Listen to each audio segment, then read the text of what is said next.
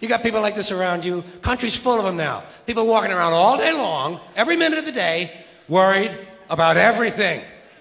Worried about the air, worried about the water, worried about the soil. Worried about insecticides, pesticides, food additives, carcinogens. Worried about radon gas, worried about asbestos. Worried about saving endangered species. Let me tell you about endangered species, all right? Saving endangered species is just one more arrogant attempt by humans to control nature. It's arrogant meddling. It's what got us in trouble in the first place. Doesn't anybody understand that? Interfering with nature. Over 90%, way over 90% of all the species that have ever lived on this planet, are gone. They're extinct. We didn't kill them all. They just disappeared. That's what nature does. They disappear these days at the rate of 25 a day. And I mean regardless of our behavior. Irrespective of how we act on this planet, 25 species that were here today will be gone tomorrow. Let them go gracefully. Leave nature alone. Haven't we done enough? We're so self-important. So self-important. Everybody's going to save something now. Save the trees, save the bees, save the whales, save those snails. And the greatest arrogance of all, save the planet. What? Are these fucking people kidding me? Save the planet? We don't even know how to take care of ourselves yet. We haven't learned how to care for one another. We're gonna save the fucking planet?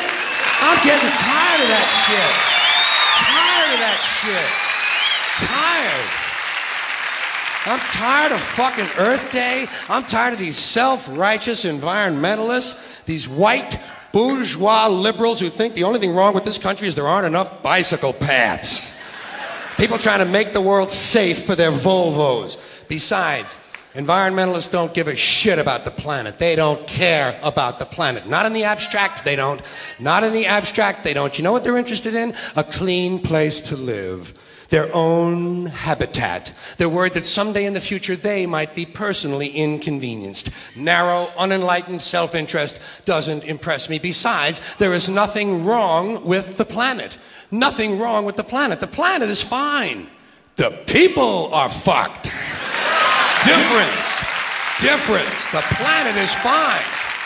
Compared to the people, the planet is doing great. It's been here 4.5 billion years. Did you ever think about the arithmetic? Planet has been here 4.5 billion years. We've been here, what, 100,000? Maybe 200,000? And we've only been engaged in heavy industry for a little over 200 years. 200 years versus 4.5 billion. And we have the conceit to think that somehow we're a threat? That somehow we're going to put in jeopardy this beautiful little blue-green ball that's just a-floating around the sun? The planet has been through a lot worse than us. Been through all kinds of things worse than us.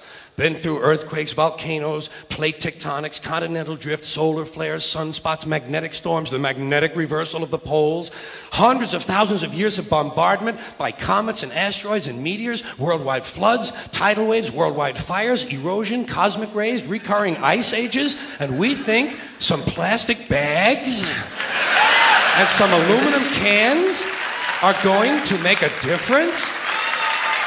The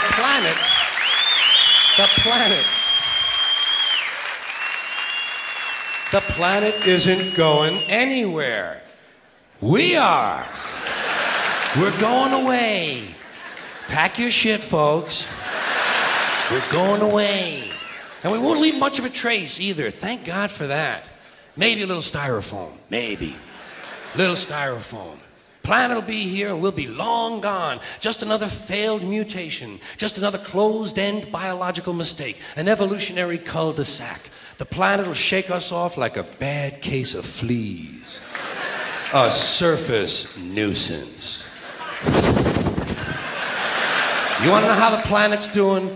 Ask those people at Pompeii who are frozen into position from volcanic ash how the planet's doing. Want to know if the planet's all right? Ask those people in Mexico City or Armenia or 100 other places buried under thousands of tons of earthquake rubble if they feel like a threat to the planet this week. How about those people in Kilauea, Hawaii who build their homes right next to an active volcano and then wonder why they have lava in the living room? The planet will be here for a long, long, long time after we're gone, and it will heal itself, it will cleanse itself, because that's what it does. It's a self-correcting system. The air and the water will recover, the earth will be renewed, and if it's true that plastic is not degradable, well, the planet will simply incorporate plastic into a new paradigm, the earth plus plastic. The earth doesn't share our prejudice towards plastic. Plastic came out of the earth. The earth probably sees plastic as just another one of its children. Could be the only reason the earth allowed us to be spawned from it in the first place.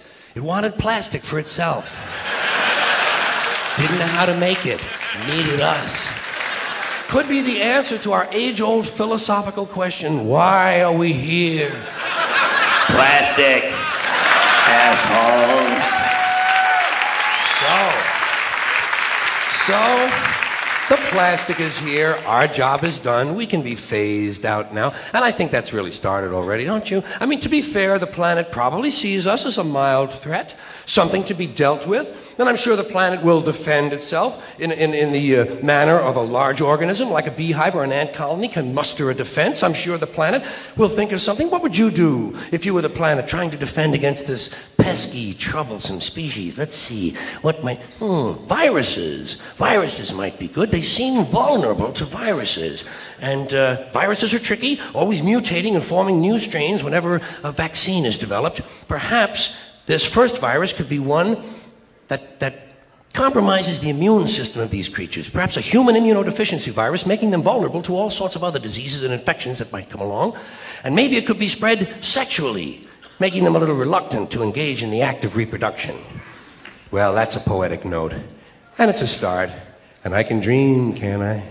See, I don't worry about the little things. Bees, trees, whales, snails. I think we're part of a greater wisdom than we will ever understand. A higher order. Call it what you want. Know what I call it? The big electron.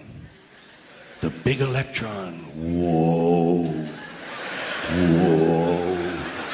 Whoa. It doesn't punish. It doesn't reward. It doesn't judge at all. It just is. And so are we. For a little while. Thanks for being here with me for a little while tonight. Thank you. Thank you very much. Now, there's one thing you might have noticed I don't complain about. Politicians. Everybody complains about politicians. Everybody says they suck. Yeah! Well, where do people think these politicians come from? They don't fall out of the sky. They don't pass through a membrane from another reality. They come from American parents and American families, American homes, American schools, American churches, American businesses, and American universities, and they're elected by American citizens. This is the best we can do, folks. This is what we have to offer. It's what our system produces. Garbage in, garbage out. If you have selfish, ignorant citizens, you're going to get selfish, ignorant leaders. The term limits ain't going to be any good. You're just going to wind up with a brand new bunch of selfish, ignorant Americans. So maybe it's not the politicians who suck. Maybe something else sucks around here. Like the public. Yeah, the public sucks. There's a nice campaign slogan for somebody. The public sucks. Fuck hope. Fuck hope. Because if it's really just the fault of these politicians, then where are all the other bright people of countries? Where are all the bright, honest, intelligent Americans ready to step in and save the nation and lead the way? We don't have people like that in this country. Everybody's at the mall, scratching his ass, picking his nose, taking his credit card out of his fanny pack and buying a pair of sneakers with lights in them. So I have solved this little political dilemma for myself in a very simple way. On election day, I stay home. I don't vote. Fuck them. Fuck them. I don't vote. Two reasons I don't vote. First of all, it's meaningless. This country was bought and sold and paid for a long time ago. The shit they shuffle around every 4 years doesn't mean a fucking thing. And secondly, I don't vote because I believe if you vote, you have no right to complain. People like to twist that around. I know. They say, well, if you don't vote, you have no right to complain. But where's the logic in that? If you vote and you elect dishonest, incompetent people and they get into office and screw everything up, well, you are responsible for what they have done. You caused the problem. You voted them in. You have no right to complain. I, on the other hand, who did not vote, who in fact did not even leave the house on election day, and in no way responsible for what these people have done, and have every right to complain as loud as I want about the mess you created that I had nothing to do with. So I know that a little later on this year you're going to have another one of those really swell presidential elections that you like so much. You'll enjoy yourselves. It'll be a lot of fun. I'm sure as soon as the election is over, your country will improve immediately. As for me, I'll be home on that day doing essentially the same thing as you. The only difference is, when I get finished masturbating, I'm going to have a little something to show for it, folks. Thank you very much.